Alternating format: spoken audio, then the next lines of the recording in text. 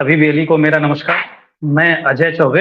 अ, आज की मुलाकात श्रृंखला अंतर्गत आज हम लोग बात करेंगे ई डिस्ट्रिक्ट के बारे में। सीएससी के माध्यम से जो ई डिस्ट्रिक्ट सेंटर चलाए जा रहे हैं, ई डिस्ट्रिक्ट की आईडी दी जा रही है, उसको लेकर के तो पूरे सिस्टम को पूरे इस ई डिस्ट्रिक्ट प्रोजेक्ट को चर्चा करने से पहले मैं बताना चाहूंगा कि भारत सरकार की अधिकृत संस्था CSC e governance services India limited के माध्यम से विभिन्न सरकारी तथा गैर सरकारी सेवाएं कॉमन सर्विस सेंटर के माध्यम से दी जा रही है।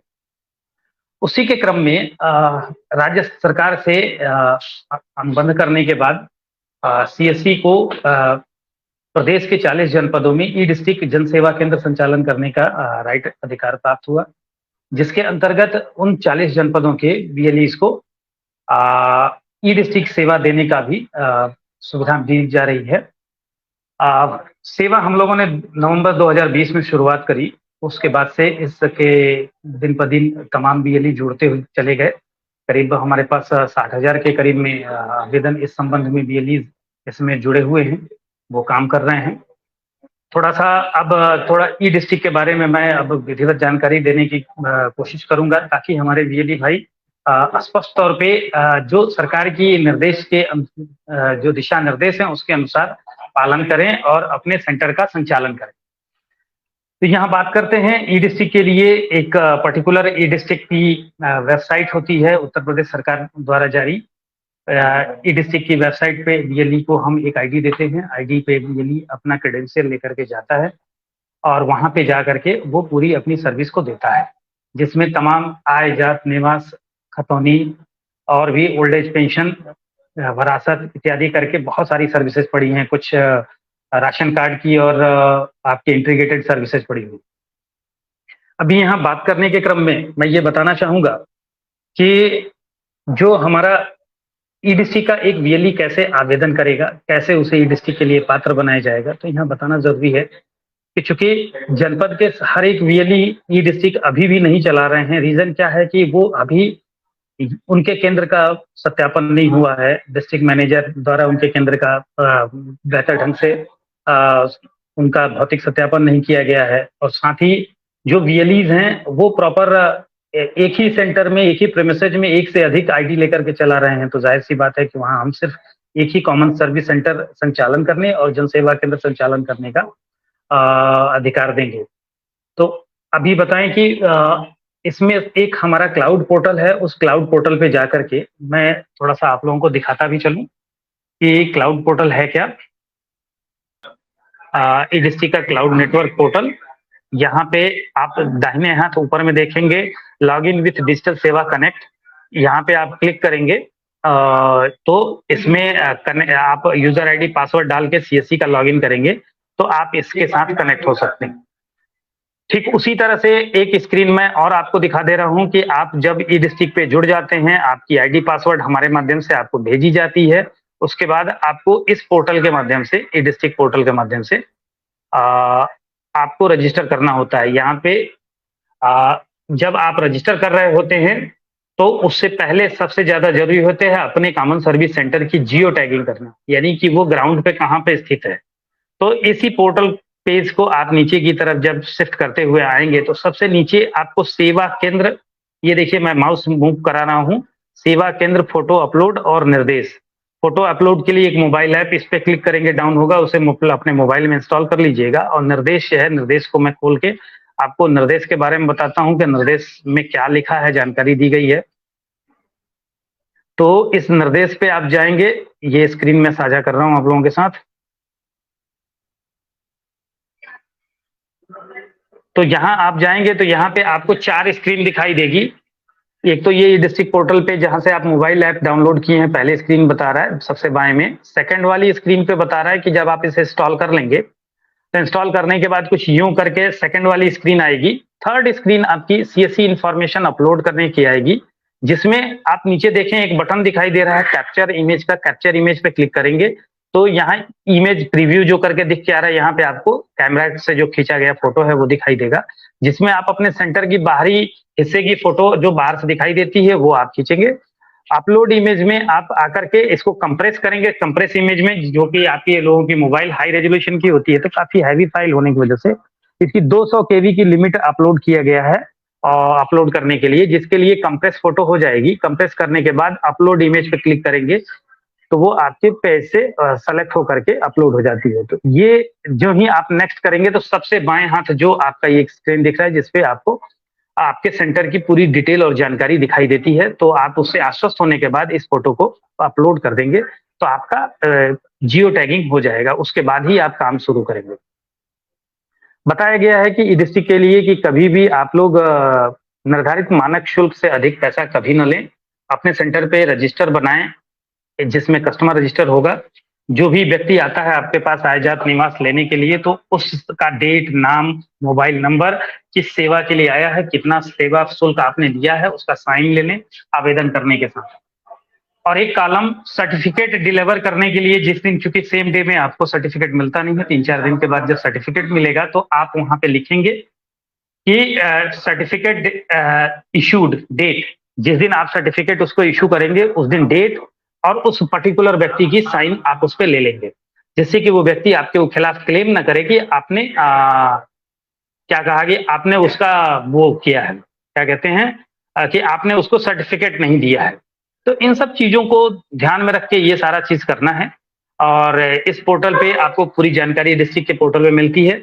अभी हमने कल के डेट में करीब 8000 नए बीएलईज को की व्हाइट लिस्टिंग कराई है। तो जो बीएलईज ऐसे हैं जिनका की पोर्टल पे खुल नहीं रहा है, ऐसे बीएलईज का पोर्टल पे अब आवेदन हो सकेगा, उनको समस्या नहीं होगी। आप लोगों को मैं एक स्क्रीन और दिखा रहा हूं कि जिस स्क्रीन जो ई-डिस्ट्रिक्ट पोर्टल पे ही लगा हुआ है कि प्रत्येक को सेवा सूची जो शुल्क होता है उस शुल्क को कैसे पब्लिश करें।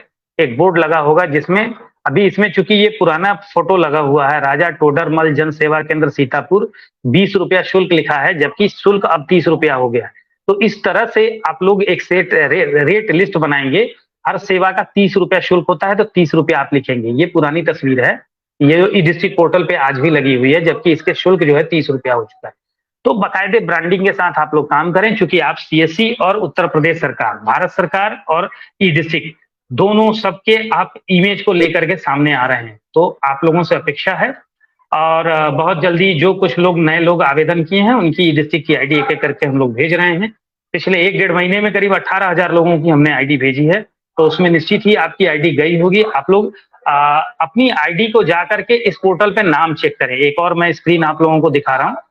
इससे सुविधा ये होगी कि आप लोग जब इस पोर्टल पे ई-डिस्ट्रिक्ट पोर्टल पे आप आएंगे, मैं स्क्रीन दिखा रहा हूं, अगर आपका नाम वहां दिख रहा है, कई बार क्या होता है कि हमने आपके मेल पे ई-डिस्ट्रिक्ट का आईडी भेज दी होती है, आपको मिला नहीं होता। रीजन ये होता है कि आप जब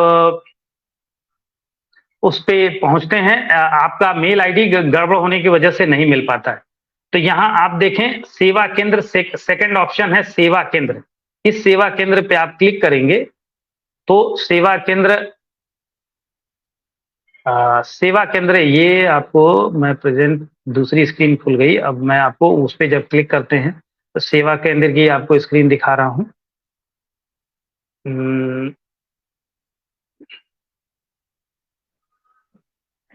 ये आप देख पा रहे हैं, यहाँ पे आकर pin code wise, area wise आप इसको सर्च करेंगे। पिन कोड भर के या क्षेत्र वाइज तो जिले का नाम खुलेगा, डीएसपी का नाम खुलेगा। तो आप सीएससी या वाईफाई के हैं तो सीएससी कर लीजिएगा, सीएससी गॉव। अब उसके बाद जिस जिले के हैं वो जिले का नाम चुन लीजिएगा और उसको शो करेंगे तो आपको पूरी लिस्ट खुल के आएगी। अगर आपका इसमें नाम शो कर रहा है फिर भी आपको नेट वो आपकी मेल पे ई-डिस्ट्रिक्ट की आईडी नहीं मिली है तो आप बताइएगा। हो सकता है आपको भेजने वाली मेल आईडी पे आपकी मेल बाउंस हो गई हो, क्योंकि हम लोग गवर्नमेंट की आईडी से आपको मेल भेजते हैं और आपका जीमेल होता है तो कई बार जीमेल उसे स्पैम में डाल देता है, तो ऐसी कंडीशन हो सकती है। लिहाजा आप यहाँ पे चेक कर लें। चेक करने के बाद अगर यहाँ आपकी मेल आईडी, सीएससी आईडी, आपका नाम यहाँ पे शो कर रहा है तो आप तत्काल प्रभाव से जिला प्रबंधक से संपर्क करके इसको आप दिखाएं। अब यहाँ पे देखिए सारी चीजें दिखा रही है कि गूगल ऐप पे मौजूद है कि नहीं सेंटर। अब मैप पे वो मौजूद होगा तो वो पूरा दिखाएगा। तो अब मैं कुछ देखता हूँ, कुछ अगर सवाल आए हैं तो सवाल ले लेता हूँ, उसके बाद फिर हम लोग आज की ये सेशन को अभी समाप्त करेंगे।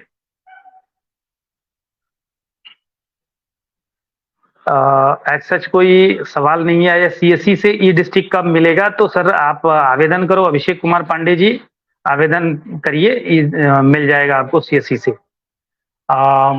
मोटा मोटी मैंने सवाल कैप्चर कर लिया है। ई डिस्ट्रिक्ट में दो प्रकार के सेवाएं होती हैं, एक डिस्ट्रिक्ट सेवाएं होती हैं और एक इंटीग्रेटेड सेवाएं होती हैं।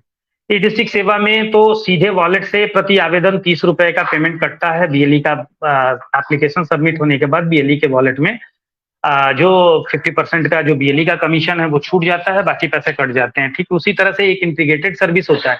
इंटीग्रेटेड में ये राशन कार्ड से लेके अन्य बहुत सारी सर्विसेज होती हैं, वो सर्विसेज की डिडक्शन होता है। इंटीग्रेटेड सर्विस में पहले से कोटा अलाट कराते हैं।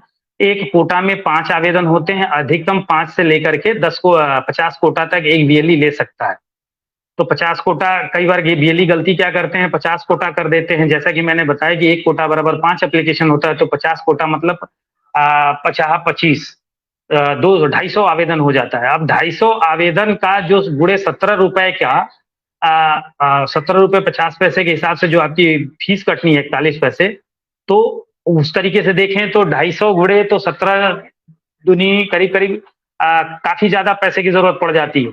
गलती बीएलई करते हैं और वो सोचते हैं 500-700 रुपए वॉलेट में पेमेंट रख करके वो सोचते हैं कि उनका पेमेंट नहीं कट रहा है, इनसफिशियंट बैलेंस का आवेदन आता है।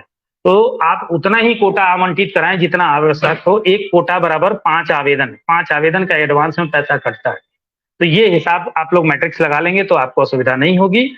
मैं अब चूंकि मेरा टाइम हो चुका है, मैं ये आज की सेशन यहीं पे समाप्त करता हूँ। किसी को कोई भी असुविधा हो पासवर्ड रिसेट से संबंधित या कोई, तो सर्वप्रथम अपने डिस्ट्रिक्ट मैनेजर को बात करेंगे। और डिस्ट्रिक्ट मैनेजर महोदय, चूंकि पासवर्ड के लिए मैंने एक व्हाट्सएप ग्रुप बना रखा है, उस व्हाट्सएप ग्रुप में बीएलई अपना डिस्ट्रिक्ट मैनेजर के माध्यम से, सीएससी डिस्ट्रिक्ट मैनेजर के माध्यम से अपना क्वेरी डलवा देगा। हम लोग वहां से पासवर्ड रिसेट करके रियल टाइम में भेज देते हैं। अभी कुछ लोगों की क्वेरीज हैं कि जो पोर्टल पे आपका एड्रेस दिख रहा है और वास्तविक रूप से आप सही जगह पर नहीं बैठे हैं, तो ये गलत है। आप अपना एड्रेस चेंज कराइए। ये डिस्ट्रिक्ट सीएससी डिस्ट्रिक्ट मैनेजर को भेज करके, हम लोगों को मेल भेज करके, या जिस मेल आईडी से आपको मेल डिस्ट्रिक्ट की आईडी मिली है उस मेल आईडी पर मेल भेज करके आप अपना वास्तविक एड्रेस चेंज करा लें, अन्यथा जांच में पाए जाने पर आपके सेंटर को बंद कर दिया जाएगा। ठीक है। और प्रत्येक महीने हर बीएलई को कम से कम न्यूनतम 20 आवेदन करना अनिवार्य है डिस्ट्रिक्ट पोर्टल से। अभी करीब करीब 6 से 7 हजार बीएलई ऐसे हैं जिनकी अगले 3-4 दिनों में हम आईडी बंद कर देने जा रहे हैं, क्योंकि उन्होंने आवेदन ही नहीं किया डिस्ट्रिक्ट आईडी मिलने के बावजूद भी। तो आप लोगों से रिक्वेस्ट है, इस डिस्ट्रिक्ट आईडी को बचाना बहुत जरूरी है और शासन के निर्देश के क्रम में प्रति माह कम से कम 20 आवेदन किया जाना बहुत बहुत जरूरी है। एक प्रश्न ले लेते हैं। मिस्टर अवेंद्र कुमार लोढ़ी साहब वो लिखते हैं कि सर मेरी डिस्ट्रिक्ट आईडी दूसरे ग्राम पंचायत से एक्टिव हो गई है, मेरी ग्राम पंचायत से एड्रेस कैसे चेंज होगा? लोढ़ी साहब, मैंने बताया आपको कि आप जिस आईडी पे आपको मेल गई थी, ई डिस्ट्रिक्ट दिया गया था, उसी आईडी से आप रिक्वेस्ट कर लीजिए, अपना डिटेल दे करके आपकी आईडी चेंज करा दी जाएगी, पोर्टल पे चेंज करा दी जाएगी। तो बहुत बहुत धन्यवाद। अब मैं देख रहा हूँ कोई सवाल है नहीं लोगों का। बहुत बहुत धन्यवाद, आप सभी हमारे साथ जुड़े, क्योंकि शॉर्ट नोटिस थी। मैं एक बृहद इस पे आप लोगों का एक सेशन करना चाहता हूँ, एक तरीके से पूरी सारे बीएलईज की ट्रेनिंग, जिसके लिए 2-4 दिन पहले मैं आप लोगों को मेल के माध्यम से खबर करूंगा और बेहतर हम लोग ट्रेनिंग करेंगे। तो बहुत बहुत धन्यवाद सीएससी में जुड़ने के लिए। Thank you.